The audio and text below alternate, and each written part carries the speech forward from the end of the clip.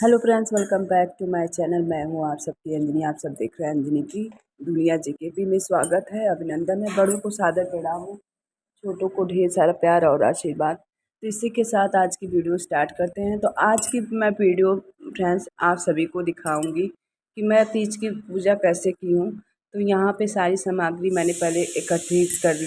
जैसे कि मतलब कोई भी पूजा करने से पहले सारे सामान को इकट्ठित कर देनी चाहिए। जैसा कि आप लोगों को पता भी होगा, सारी माताएं बहनें हमारी बहुत समझदार हैं। और यहाँ पे मेरी सारी पूजा की हो गई है सामग्री तैयार। तो यहाँ पे जितनी भी टोटल मुझे कलश बैठानी है, फल चढ़ानी है, छूने वाला सामान, श्रृंगार का सब सारा सामान यहाँ पे अपना सिंदूर वाला जो शादी वाला है उसको इकट्ठा करके रख लेना है। तो यहाँ पे मैं चावल रख रही हूँ।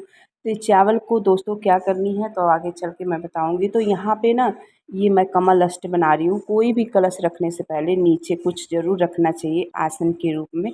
तो चावल रख दी हूँ। तो मैं यहाँ दीपक हमारा मतलब 2 दिन मतलब 3 दिन पहले से ही जल रहा था। मतलब जिस दिन मतलब हमको वो करना था, क्या बोलते हैं, जिस दिन मुझे खाए नहाए था उस दिन। तो मैं यहाँ पे जल ले ली हूँ। जल में डाल ली हूँ सुपारी, सुपारी डाल लेंगे, पैसे डाल लेंगे और अक्षत, दूब और हल्दी, यही सब डाल के मैं कलश तैयार कर लूँगी। आप लोग कलश बैठाती हैं कि नहीं, कैसे पूजा करती हैं ज़रूर बताइएगा कमेंट सेक्शन में।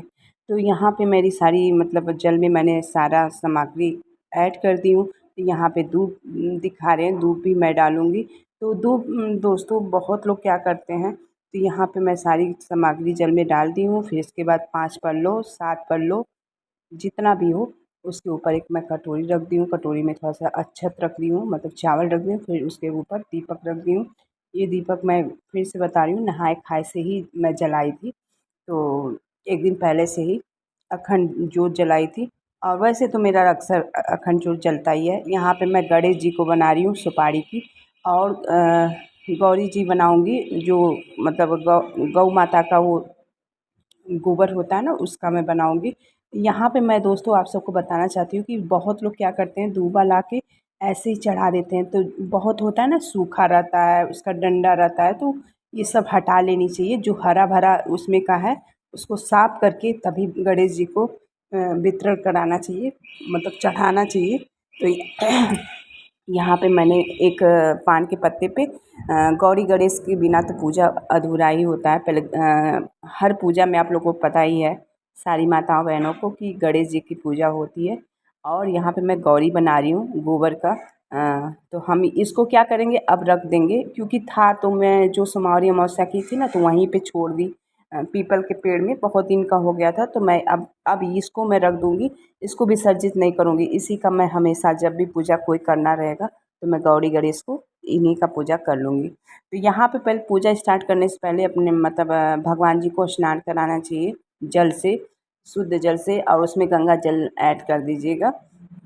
और फिर इसके बाद अपने भी ऊपर छिड़काव कर लेना है, अपने ऊपर भी शुद्धिकरण कर लेना है। फिर इसके बाद 3 बार आचमनी करनी है। मतलब क्योंकि निराजल व्रत रहता है तो ओठ के मतलब छुआ के 3 बार आचमनी ले लें। फिर इसके बाद दोस्तों संकल्प करेंगे सभी भगवान को, 36 कोटि देवी देवता को आह्वान करेंगे, संकल्प लेंगे। संकल्प में कुछ नहीं करना रहता है, ये साधारण ही पूजा है, आप लोग भी कर सकती हैं। तो संकल्प हर पूजा में ज़रूर संकल्प लेना चाहिए, चाहे फिर वो निराजल हो, चाहे कोई भी व्रत हो। और ये तो और ही अखंड सौभाग्य की मतलब व्रत पूजा होती है। तो ज़रूर संकल्प ले लें। हो सके तो जिस दिन नहाए खाए होता है सुबह में, भोर में, तो नहा लीजिए, धो लीजिए, तब भी आप संकल्प ले सकती हैं। पर हमने उस समय नहीं लिया, जो जैसे करती हूँ वैसे ही की हूँ। तो यहाँ पे मैं संकल्प ले रही हूँ। तो क्या लेना रहता है, कुछ नहीं आप कर पा रहे हो तो स्थान देवता का नाम, गोत्र का नाम और डेट डेट क्या है, दिन क्या है, इतना लेके आप संकल्प कर लीजिए, आह्वान कर लीजिए। 36 कोटि देवी देवता को बुला लीजिए, पार्वती माता और सब परिवार बैठे ही हैं। अगर आप लोग के यहाँ मिट्टी का बनता है, मिट्टी का बनाई हैं, तो उसकी भी पूजा कर सकती हैं। अगर नहीं है तो ये भी पूजा फ़ोटो का भी कर सकती हैं। तो यहाँ पे मैं गौरी जी का पहले गणेश जी का मैं पूजा करूँगी। तो यहाँ पे मैं पूजा कर रही हूँ गौरी जी का, अरे सॉरी, गणेश जी का। गणेश जी के बाद गौरी जी का भी साथ में पूजा करेंगे। फिर इसके बाद क्योंकि हर पूजा में गणेश जी की पहले पूजा होती है, तो आप लोगों को पता ही होगा। तो यहाँ पे मैं फल चढ़ा रही हूँ, धूप चढ़ाऊँगी, रोली चढ़ाऊँगी, चंदन चढ़ाऊँगी, तो ये सब चढ़ा के दीप दिखा रही हूँ। तो यहाँ पे हमारी पूजा मतलब गणेश जी की हो गई। फिर इसके बाद अब मैं यहाँ हल्दी चढ़ा रही हूँ, क्योंकि गणेश जी को हल्दी चढ़ाया जाता है, पर परमपिता परमेश्वर भोलेनाथ को हल्दी नहीं चढ़ती है। आप लोगों को जैसा कि पता ही होगा, अगर नहीं पता है तो मैं बता दे रही हूँ। तो यहाँ पे मैं हल्दी चढ़ा रही हूँ। फिर मैं अब गणेश जी का, गौरी जी का पूजा हो गया, तो अब मैं यहाँ पे आ गई हूँ सहपरिवार अपने परमपिता परमेश्वर भोलेनाथ की पूजा करने के लिए। तो पहले मैं स्नान कराऊंगी, फिर इसके बाद चंदन चढ़ाऊंगी। वस्त्र मैंने मतलब पहले से चढ़ाई थी, और यहाँ पे मैं टीका कर रही हूँ, कलश का पूजा करूँगी, दीप की पूजा करूँगी। और अगर आप लोग नहीं कर पा रही हैं तो साक्षात परमपिता परमेश्वर का आह्वान करिए, उनको पूजा करिए, ऐसे भी कर सकती हैं। तो हम यहाँ पे कलश देवता, दीप पूजन, दीपक का पूजा, ये सारे करने के बाद परमपिता परमेश्वर की पूजा कर रहे हैं। पूजा करने के बाद दोस्तों चंदन लगाना है, और चंदन ही परमपिता परमेश्वर को चढ़ानी चाहिए, लगानी चाहिए। ठीक है। तो यहाँ पे मैं जो छूने वाला सामान मंगाई थी पंडित जी को दान देने के लिए, कुछ अपने लिए भी सामान ज़रूर अपने लिए भी सुहाग का ज़रूर चढ़ाना चाहिए। तो इससे होता है कि सुहाग बढ़ता है। और आप लोगों को पता है कौन कौन चढ़ाते हैं, ज़रूर बताइए कमेंट सेक्शन में। यहाँ पे मैं सारे सामान को छू के मैं चढ़ा दूँगी परमपिता परमेश्वर को। और यहाँ पे फल फल है, मिठाई है, तो ये सबको भी मैं भोग लगा दूँगी। यहाँ पे मैं भोग लगा रही हूँ भगवान जी को स्पर्श करा के। क्योंकि दोस्तों ये हरतालिका तीज बहुत ही एक यही व्रत है जो पति के लिए लंबी उम्र की प्रार्थना करते हुए हर महिलाएं रहती हैं, और निराजल रहती हैं, कुंवारी कन्याएं भी रहती हैं अच्छा वर पाने के लिए। और माता पार्वती और सपरिवार 36 कोटि देवी देवता से प्रार्थना है कि हमारे पति की लंबी आयु हो, दीर्घायु हो, क्योंकि वो हैं तो हम हैं, हम रहेंगे, क्योंकि उन्हीं की वजह से हमारी जीवन यापन होती है।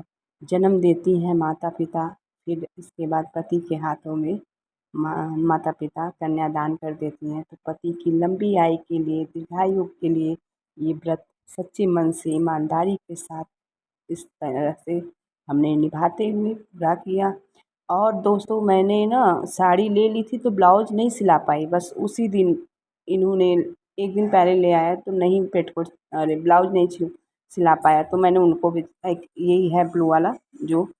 तो यहाँ पे दोस्तों हम क्या कर रहे हैं, साफ सिंदूर मंगा लिए थे, कुछ ज़्यादा नहीं, साफ सिंदूर मंगा लिए थे, और इसी को सिंदूर को मैं सुहाग दूंगी, और फिर अपने सुहाग लगाऊंगी, सुहाग अपने लूँगी। तो यहाँ पे गौरी जी को मतलब माता पार्वती जी को ऐसे 7 बार लगा लीजिए, 2 बार लगा लीजिए।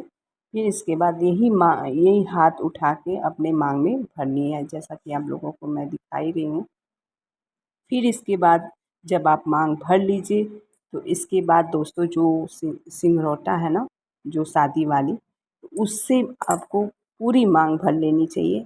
पति से नहीं भरवानी चाहिए, 2 बार ही पति से मांग भराया जाता है। एक बार शादी होने के बाद, एक बार जब हमारी अर्थी जाती है, तब सौभाग्य की बात है कि अखंड। और ये सौभाग्य कौन महिला नहीं चाहेगी, है ना। हम तो चाहते हैं कि हम सदा सुहागन ही अपनी प्राण को छोड़ें, और मेरे जीते जी हमारे पति की लंबी आयु हो, मैं यही प्रार्थना करती हूँ। और उनकी दीर्घायु के लिए मैं जो नहीं होता है मैं वह करती हूँ, और मैं करने की। और हम क्या, हमारी जैसी बहुत सारी नारी अपनी पति की लंबी आयु के लिए बहुत सारी त्याग बलिदान देती हैं। सच में सैल्यूट है उन माताएं बहनों को। तो मेरा पूजा पाठ हो गया है दोस्तों, अब मैं जा रही हूँ पति देव का पैर छूऊंगी।